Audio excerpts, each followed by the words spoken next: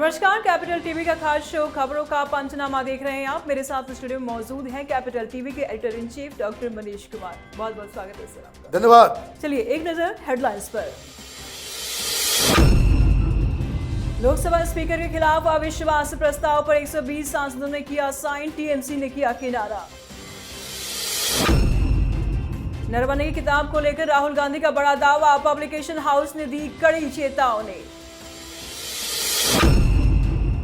IUPAC red में बाधा डालने के आरोपों पर ईडी की याचिका पर सुनवाई 18 फरवरी तक टाली।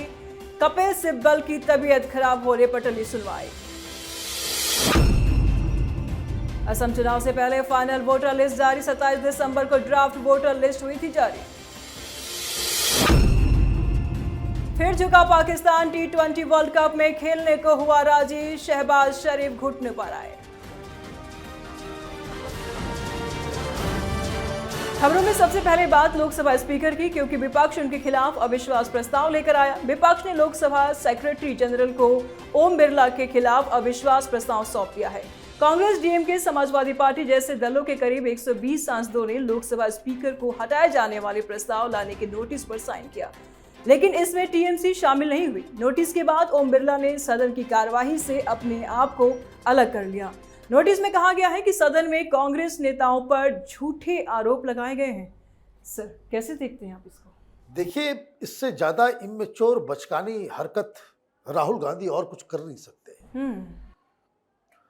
और इनके सीरियसनेस का देखिए क्या हाल है। वो जो नोटिस दिया है जिसमें 3-4 पॉइंट्स दिए गए हैं, 2 तारीख की घटना, 4 तारीख की घटना, और आपको मालूम है ईयर ही गलत लिख दिया, 2 फरवरी 2025। वो नोटिस है, किसी ने नोटिस नहीं किया।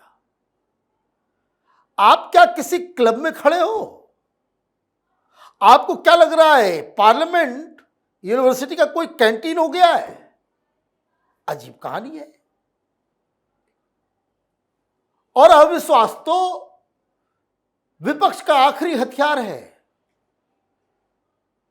आप अपना आखिरी हथियार क्यों चला रहे हो? क्योंकि आपकी साजिश पकड़ी गई कि महिला सांसदों को आगे खड़ा करके आप मारपीट करवाना चाह रहे थे। ओम बिरला ने पकड़ लिया तो उसको हटाओ। राहुल गांधी जिद पे अड़े हुए कि भाई हमको यही बोलना ही है, तो चेयर का कोई रिस्पेक्ट नहीं। तो चेयर का रिस्पेक्ट नहीं करेंगे और चेयर मेरे मन मुताबिक काम नहीं करेगा तो हम अविश्वास प्रस्ताव लेकर के आएंगे। भाई, ये कुछ नहीं करेंगे, इनकी हैसियत नहीं है। गाली गलौज करेंगे और जब वोटिंग का टाइम आएगा वॉकआउट करके भाग जाएंगे। यू मार्क माय वर्ड, यही करने वाले हैं। भाई, टीएमसी छोड़ दीजिए। राहुल गांधी ने अविश्वास के प्रस्ताव के ऊपर साइन क्यों नहीं किया? वाई? क्यों नहीं किया आपने?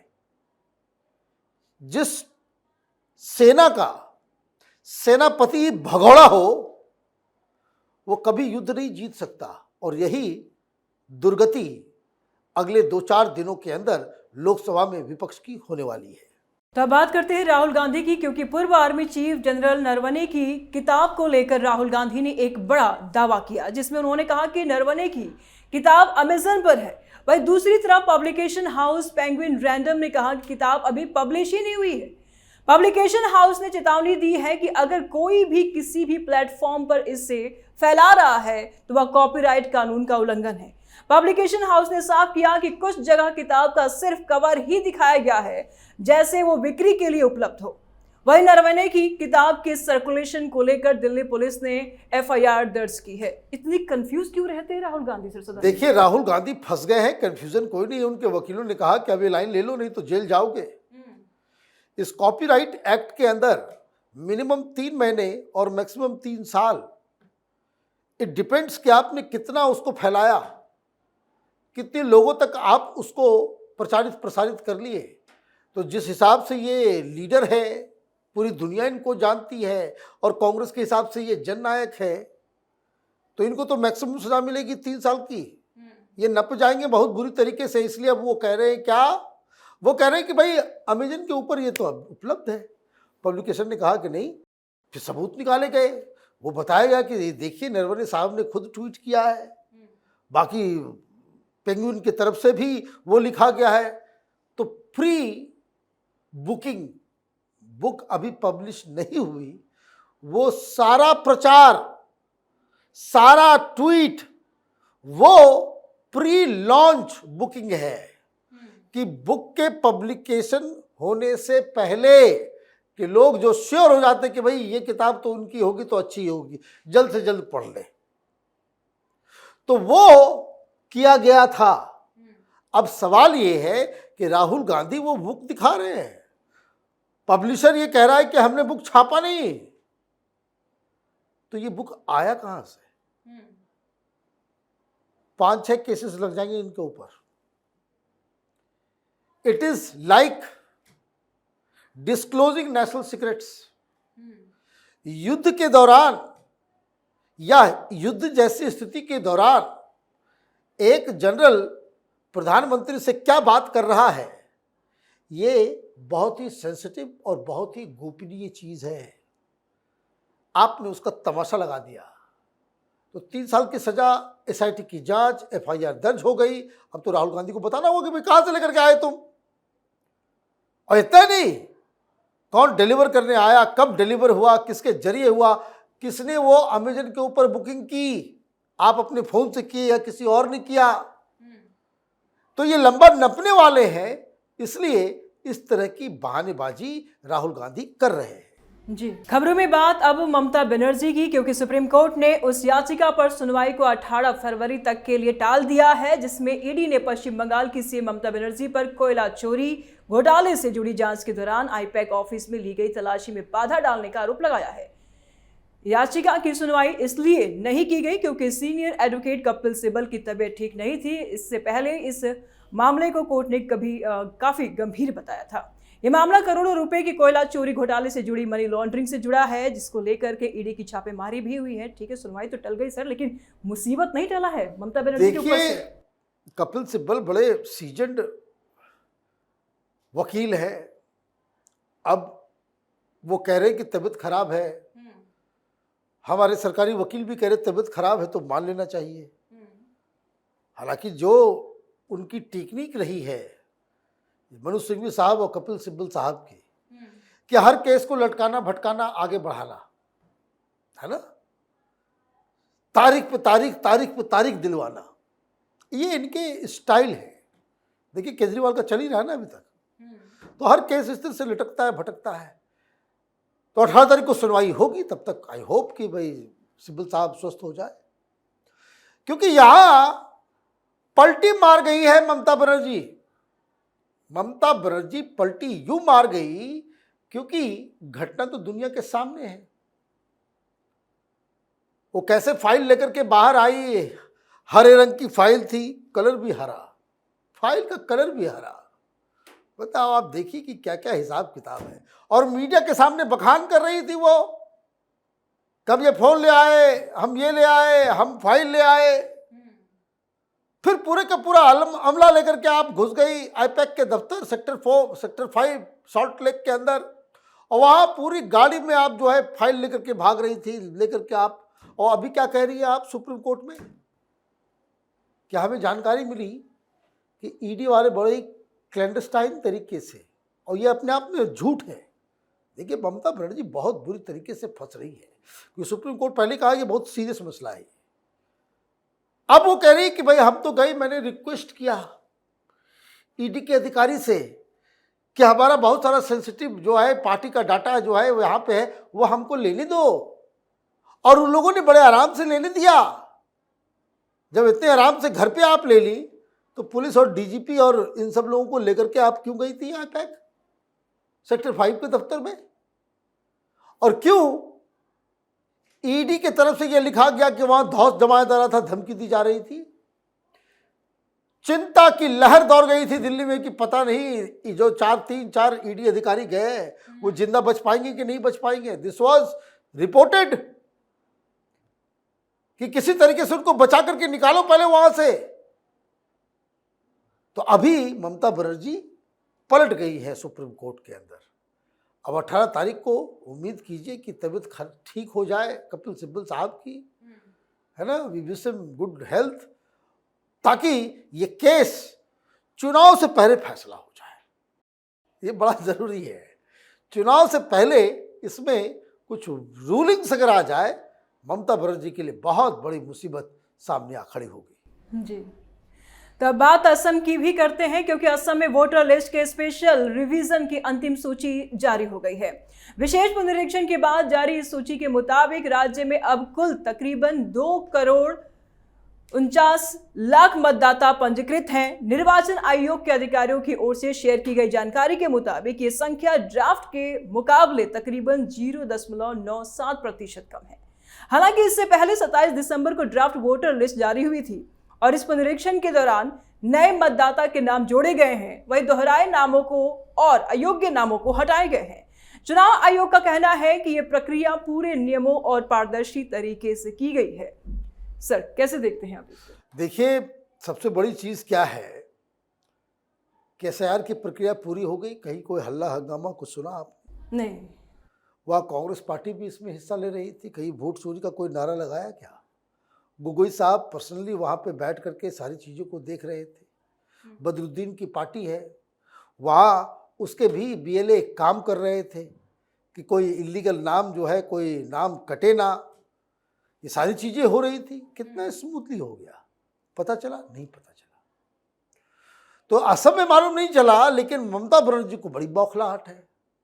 तो खैर, ममता बनर्जी का हिसाब किताब तो अभी एसआईआर का मसला सुप्रीम कोर्ट में चल ही रहा है बंगाल का, लेकिन असम के अंदर ये जो नया रोज विवाद शुरू हो रहा है, मालूम चल रहा है कि एफआईआर दर्ज कर दिया गया है हेमंत बिस्वा के खिलाफ कि कैसे आपने मियां मुसलमान को जो है टारगेट बना दिया।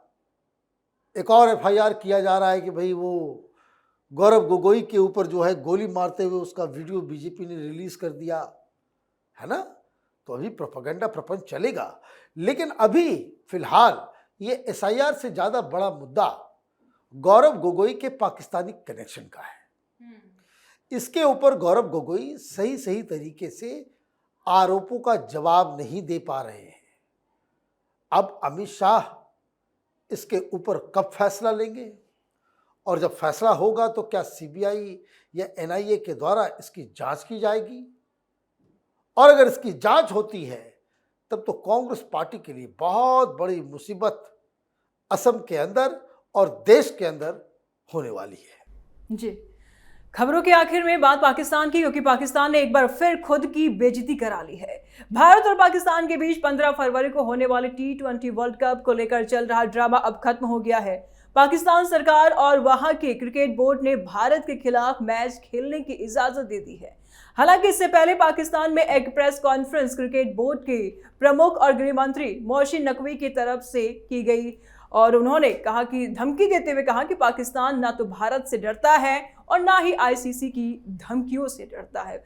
लगातार सर पाकिस्तान अपना दोहरा चेहरा दिखाता रहता है, कभी तो अपनी बातों को रखता है फिर से मुकर जाता है। देखिए, लातों के भूत है, ये बातों से नहीं मानेंगे। ये तो जय शाह जी का कलेजा बहुत बड़ा कि उनको लगा कि भाई एक वर्ल्ड कप हो रहा है, हिंदुस्तान में हो रहा है, इसमें किसी तरीके का विघ्न नहीं होना चाहिए। इसलिए जो बातचीत करने के लिए भेजा गया वो पाकिस्तानियों को ही भेजा गया। एक भी बयान जैसा की तरफ से नहीं आया, किसी ने आपको कहा नहीं, आप तो खुद चौधरी बनने चले गए कि